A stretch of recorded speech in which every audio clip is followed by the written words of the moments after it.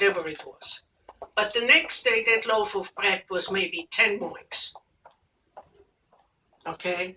So it was an escalating thing from day to day. People were paid every evening because by next morning, the money had very little value. When things, by the way, Germany, before the First World War and up to the end of the First World War, was a monarchy. After the war, Germany, of course, lost the war. It became a democracy. A democracy that had a very hard time functioning. They had to deal with the inflation. They later on had to deal with very many other problems. Germans were not used to a democracy. It was a very, very difficult time. I remember as a child looking out from the balcony of our apartment. We lived in the middle of the city, had a business in the middle of the city. There was a newspaper next to us. It was a socialist newspaper, and there were daily demonstrations by the Nazis against the socialists. Demonstrations, street fights, flag burnings, shootings. That is what we saw when we were small children. In all of this mess, Hitler came about preaching his religion, his whatever you want to call it. And people followed him. Beware of people who promise everything and turn it all around. We heard, oh, if you elect me, everything will be okay. Everybody will be working again. Everything will be wonderful. Germany will be the biggest country. Yeah, right. There came the end of the 20s, a depression, which was a depression all over the world, not just in Germany. So Hitler came and said, well, it's all the fault of the Jews. It's the fault the Jews that we lost the First World War. They are responsible for the inflation. They are responsible for the hunger. They are responsible for the unemployment. It's all the fault of the Jews. No? You know, there are always people believe anything. They don't think. Beware of what you're being told today. And in 1933, there were elections, very democratic elections, and Hitler won the election. By 1933, January, he was in power. By April 1, 1933, there was a boycott against all Jewish businesses in Germany. And I remember that day very clearly. Decals were put on the show windows. Party members were put in front of the businesses. Placards were all over town. Don't buy from the Jew. The Jew is are to blame for everything that went wrong in our country, and so on. By the way, the first concentration camp, Dachau, was established in March of 1933. In the beginning, it wasn't so much Jewish people who were taken there, but opponents of the Hitler regime, in other words, socialists, communists, and anyone who opposed the regime and opened their mouths got caught and taken away. Times started to change very quickly. Around that time, I started to go to school, 31, I believe, I don't really remember. And the first year, okay, then I went to school, okay, was okay. The second year, things changed. We had a teacher who believed in the Nazi regime. He was anti-Semitic, and we students started to have a hard time in school. Of course, kids follow what the adults do, and eventually the kids would curse us, call us names, bully us, you name it, we experienced it. So, 1935, a party congress took place in a city called Nuremberg in Germany with thousands and thousands of party members. At that time, the government, the dictatorship, because that's what we lived under, decided that Jewish people are no longer German citizens. Our citizenship was taken away from us. We no longer had any civil rights. No, anybody can do with us what they want, right? We have no rights, whatever. 1935. 1936, Jewish children had to get out of public school, with the exception of those children who were in secondary school. The school system is somewhat different from here. And provided their fathers were frontline soldiers in the First World War, they could stay for 2 more years in the public school system. And then they had to get out. We had to create in 1936 a Jewish school, a secular Jewish school. And this is where we went. We had Jewish teachers. Many of them now had work again, could teach again, because in 1933, all Jewish civil servants were banned from their jobs. Many doctors couldn't practice anymore. It was a constant, what could you call it, harassment, dismissal of the civil service. And the reason some of the doctors couldn't function anymore, were not allowed to practice, is that Germany had a health system, government health system, and they would not give the Jewish doctors the right to practice. In the end, it was Jewish doctors who could only have Jewish patients. So there was, people tried to get out of Germany.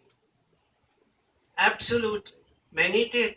Many were fortunate enough, realized what this is all about, and left wherever they could go to. And this was the big, big thing, that we could not really get out of Germany, that the world did not listen, the world abandoned us. I hope that with the mass migration we have now from the Middle Eastern countries, that this will not happen again. There are signs of starting to refuse people to come in. Greece shipped them back to Turkey. Turkey ships them somewhere else. Millions of people on the march to find a place to stay. Hundreds of thousands of people have been killed by Mr. Assad for no reason whatsoever, other than they oppose his regime.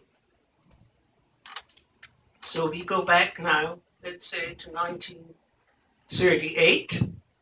In 1938, the government decided to start a pogrom against Jewish people. Whatever Jewish businesses still existed, because many had been Aryanized, meaning they were taken away from Jewish people. New owners came in, they paid a fraction of what the business was worth, and whatever businesses still existed, like we did, had to close by December 31st, 1938. Now, the pogrom of November 10, 1938, meant that 30,000 Jewish men were arrested, taken to concentration camps. 100 of them died. Many of them were beaten to death. Some died of heart problems. Others committed suicide. It was a terrible, terrible experience. I went to school that morning, like every morning, and our school started at 8. I don't know when you start, but we started at 8. And I went to my bicycle, went to school, and knew, as you would say, from nothing. I passed a synagogue, which was really in the courtyard of another building. It was a very pretty building. And I see the fire engine standing there, and I come to school, and I said, guess what? So I come into my classroom, like most, guess what? The fire engines are standing in front of that building. And my friends and classmates looked at me with tears in their eyes. Don't you know what's happening? I said, what's happening? And so they told me that their fathers had been arrested. They were all taken to concentration camps. And what was going on? Our male teachers did not come to school because they had been arrested. So there were only the ladies and only a few anyway.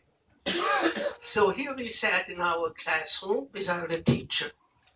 Eventually, one of the ladies came in, and not knowing what to do with us, told us to write a composition.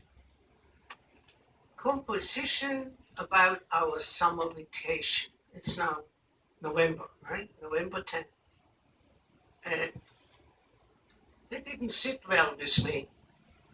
And so I took the paper, started to write, and after 2 sentences, I decided this was ridiculous, closed my book, and that was that. So 10 o'clock, we were dismissed to go home. Took my bike, went home. And on the way home, I saw what was going on.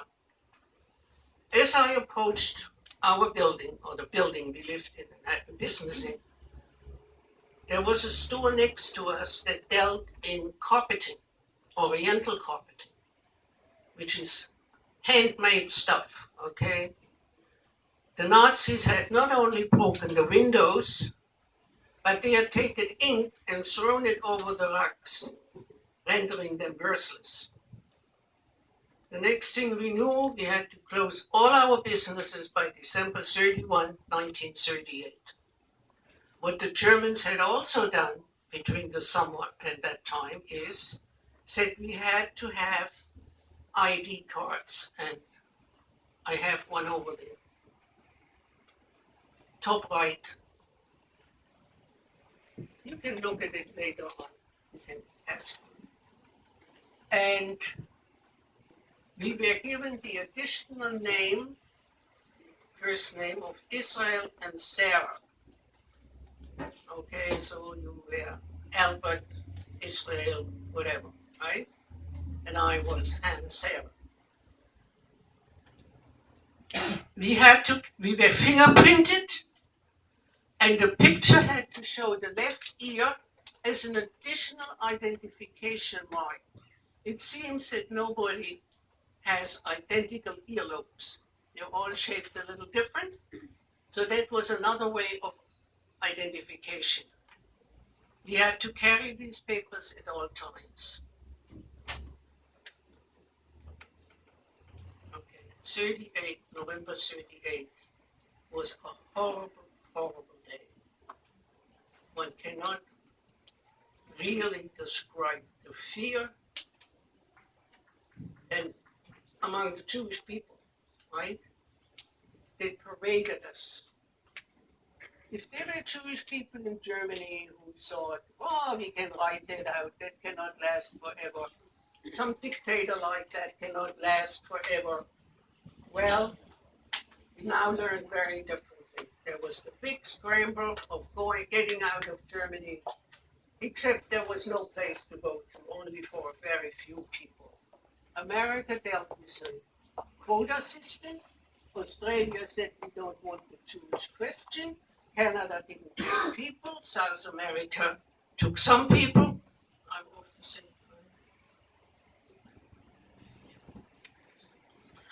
Uh, and it was a real scramble to get out. Some people did, some not. And among them not was my family. We had to close the business, no more income, just like so many Jewish people during that period had lost their jobs, had no incomes, and what was once a middle class community now became a poor community.